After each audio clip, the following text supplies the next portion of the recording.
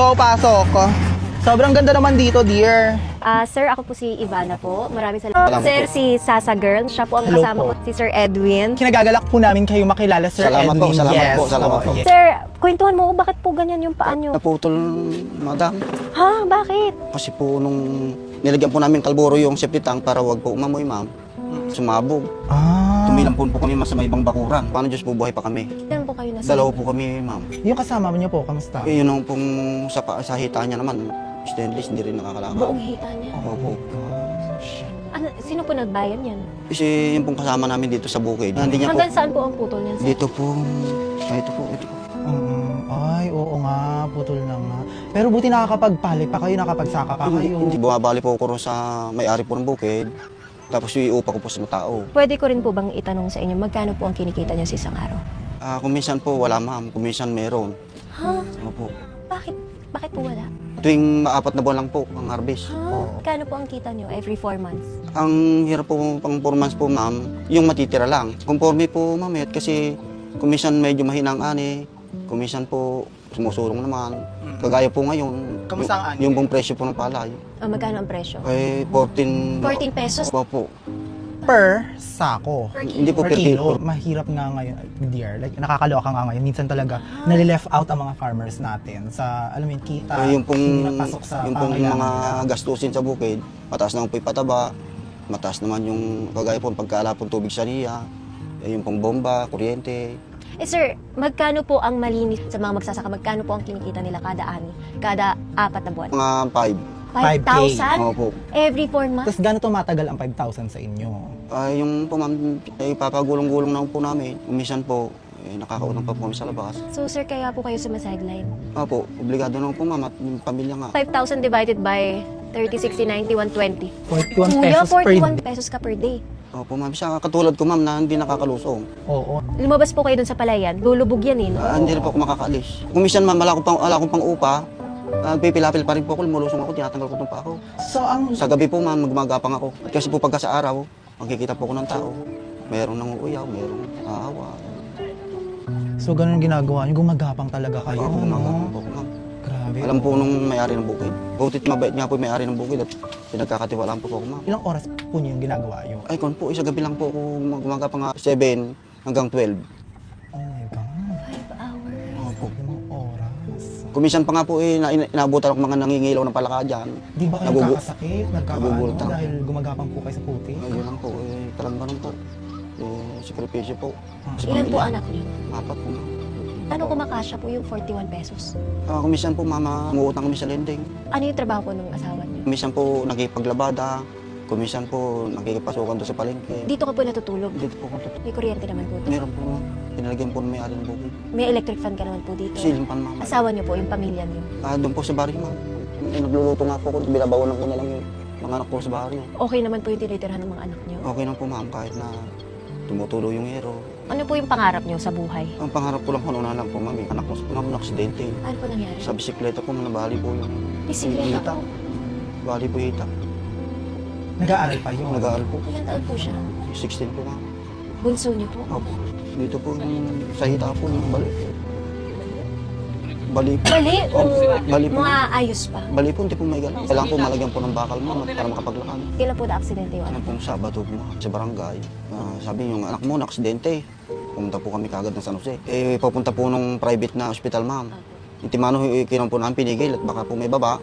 May pasok sa ospital na kung po, hindi na po namin kayang bayaran. Kaya sabi ko, doon muna po natin dalhin, sir, sabi ko sa gobyerno. Kami po dyan, wala kami pambabayad. So naka-stretcher po siya? Opo. Tapos hindi niyo po pinababa ng ospital kasi hindi niyo kakayanin. Ala po, sir, pagka pinasok po ng madam, hindi na po namin kaya labas. Sino ngayon ang gumagastos ng mga gamot niya, kuya? Wala ko nga po. Pinadala po namin sa ospital si PJJ. Opo. Sabi po ron, eto talala pa naman kayong pera, iwi nyo muna. Ha? Iwi nyo muna kasi kailangan daw po ng 75,000. Ang laki. Wala na po kaming kakayan ng ganun, ma'am. So, hindi pa na-o-opera? Hindi pa po, ma'am. Paghintay daw kami, yun daw libre. Kailan po ilibre? Hindi po masabi kung may 2 months daw o Pero hindi sigurado. hindi pa rin po sigurado. Pwedeng mas matagal, pwedeng wala. Opo. Yun po sabi niya. Grabe. Kaya iniwi po namin yung ano ko. Hanggang sa buluhan na lang po, ma'am. Naawa po ako sa bata. Kaya po nagpapasalamat ako. Tulog po kayo na lamit sa amin. Naman, sir. Hindi mo alam yun. Hindi mo rin alam. Sa pangarap mo mabigyan ng bakal yung paa niya. Opo, madam. Para po makapaglakad po. Simula ko ng Sabado, nandun lang ko siya sa bahay niyo. Nandun lang po, higa lang po Pwede siya ko sa po bahay. siyang bisitahin mamaya. Pwede po, madam. Sir, ayoko naman. Naano naman po ako. Hindi, okay po. Mama. Yes, gets ko nga, oo. Pwede po pumasok? Pwede po. Tatanggalan po ako kasi Hindi, okay na po. Opo, madudumihan po. Okay lang po ba sa inyo na ipapakita ko po siya sa vlog, yung anak niyo po? Okay lang po. Kayo po yung nanay, yung asawa po. Hello? Okay lang po, i-vlog ko po. Okay lang, maiki po, tataas ko lang ha. Kasi madumi ako. Hindi po. Ano po pangalan niyo? JP po. Ano nangyari sa'yo? Na-aksidente po. Hindi mo na siya magalaw. Dito po. Bali po. Hiwa agad. Sigurado ba kayo? O gusto niyo? Kung ganyan, ma'am eh. Ayun po, ma'am. Salita po. Ayun po sa hita niyo. Strange. Ayun po, bali po, ma'am eh. Kaya hindi lang po niya nagagalaw. Hindi tatanggalin yung legs niya. Ay, hindi po. Parang sasakpatan lang po siya. Subuhin nila. So in time, makakapaglakad pa rin siya. Ito, kaya mo igalaw yung paa. Kaya gagalong. Ano ba nangyari sa'yo? Nagbabicycle ka? Nag-ingat ka ba? Opo. Bigla po lumikit kasama ko. Ano yung kasama? Bata din? Opo. Anong nasabi niya? Anong nangyari sa'yo yan? Ano po, nakatayo lang po sila. Habang nagpapagilid po sila ng kwan, mga dumadaan. Sasakyan. Nakapagitna raw po. Nakagitna daw po siya sa highway. Sa highway ka ba? Buti po walang kasunod na truck. Oo nga.